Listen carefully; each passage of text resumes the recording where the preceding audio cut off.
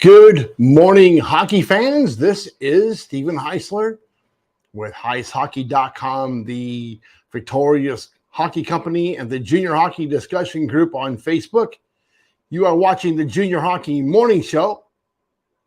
Today is Monday, May 1st, 2023.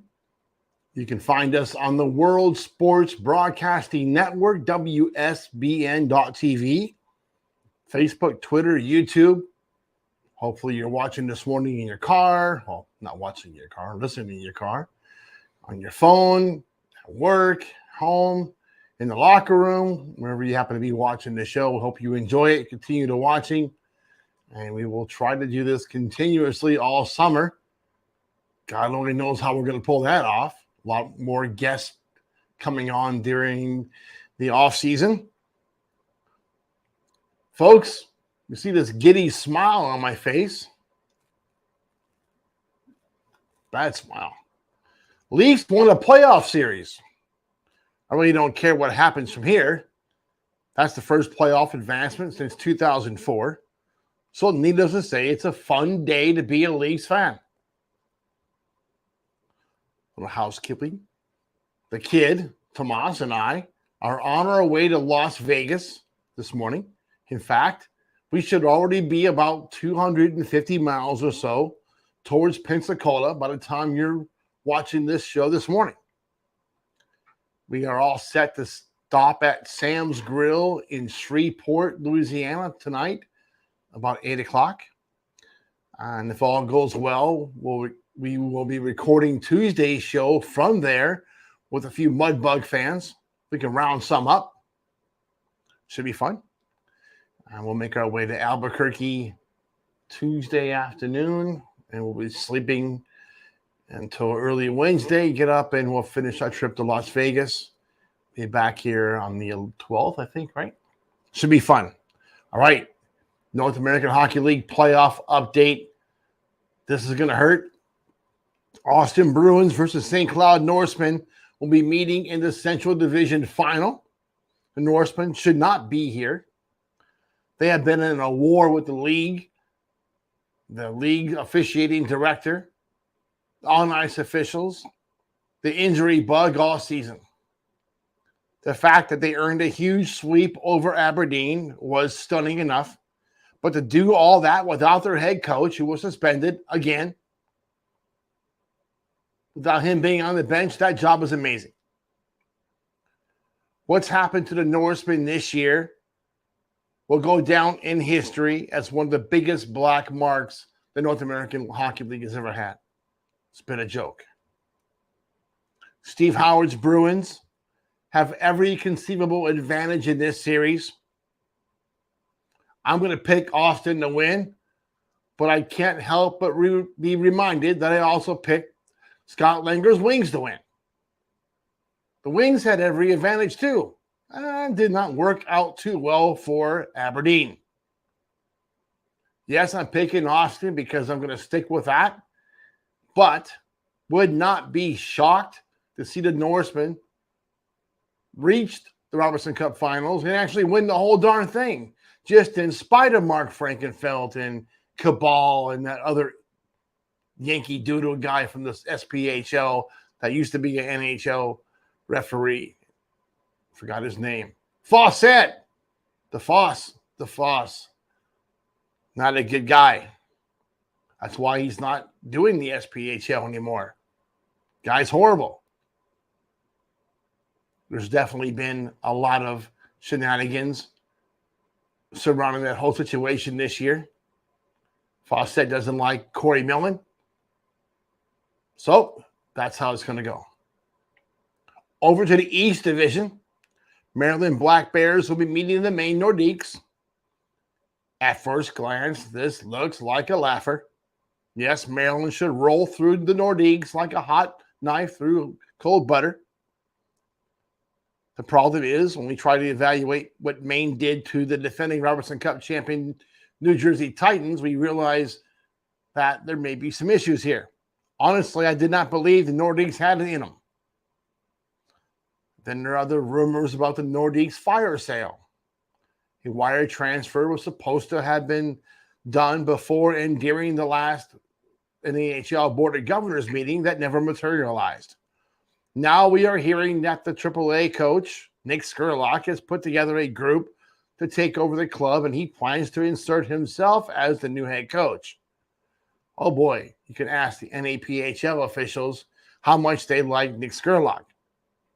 Meanwhile, current coach Matt Paczynski clearly has his team focused. It won't matter. Black Bears boss Clint Mylock has dialed his charges in and expects to end Maine's soap opera saga in 3 games. And really, it'll be over long before then. Of course, my pick is Maryland.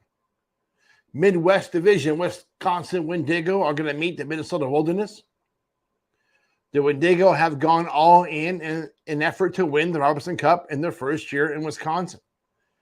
It's also fairly clear that both coaches can't stand their club's general manager, and neither will be back in the same job next year if the same GMs are still there. With that said, the coaches have done ridiculously amazing jobs this season, despite the constant interference from the peanut gallery. The Wendigo have had to deal with a whole slew of Kenai River brown beer type of incidents and antics, while the Wilderness still are trying to live down their general manager's role in the former assistant coach Brendan Phelps' catastrophe in the spring. On the ice, the Wendigo looked like they belong in the Ontario Hockey League. And that gives Wisconsin a distinctive advantage in this series. Of course, my pick is Wisconsin. The South Division, Oklahoma Warriors, they'll be there in the final, but who are they going to play against? In fact, all 7 other first-round series all ended in sweeps. The one straggler, Lone Star in Shreveport, will be facing off again tonight in North Richland Hills to decide the series, Game 5. Excuse me. That's a fitting ending to a remarkable series. That's just another chapter in the intense rivalry between these two teams. These guys have been going at it since the Central Hockey League days, the Western Professional Hockey League days. They don't like each other, and for good reason. We are hearing also that Lone Star has been playing a number of very dirty tricks on the Mudbugs during the series. This includes substandard post-game meals, and the host hotel, get this, the host hotel staff joining other guests and eating the Mudbugs pizza and pasta post-game meal before the team returned from one of the games when the series was over in North Richland Hills. That's just cheesy. I don't know who's behind that, but it's garbage. Trying to give these kids meat pies as a post-game meal? Who's doing that? Look, I don't believe that head Brahmas coach Dan Wildfung has anything to do with this. But the owner? It's not Wildfung style. Someone else is doing this. Whoever is doing it will quickly discover that word about such antics quickly circulate around the game, not just in the North American Hockey League, but everywhere else. And that certainly makes a mockery of the league's $1 million valuation. What are we doing, an Austin Powers movie here? Now milking the clock, delaying play to give his team a little more rest. If Wildfung can continue doing that and gets away with it, so be it. Mudbugs boss Jason Campbell is not about to let such gamemanship get under his skin of his team. So expect more of the same incredible hockey that we've witnessed in the first 4 games. I'll say this. Whoever wins this series will be representing the South in the Robertson Cup final up in Minnesota. That's what I'm going to say. This week will be very interesting. We're going to try to record the show tomorrow again in Shreveport. Probably Wednesday morning we'll do something different. It'll be out of Albuquerque. Thursday morning we'll be live, hopefully. That's 6 o'clock in the morning, Tommy, live for them. we'll figure out how we're going to do those shows Thursday, Friday. But we'll have some good guests in there as well. We'll try to get Bliss Littler in for one show. That'll be exciting. We'll get, for sure, Troy Mick. That'll be good. Troy's always good for a laugh. If we give him some, what's that stuff called he likes so much? Not tequila, something else. He loves tequila, I'm sure. Fireball. He is the Fireball man. And somewhere along the trip, I'll find the cheapest gallon of Fireball and present that to him as a trophy for the guy that he is.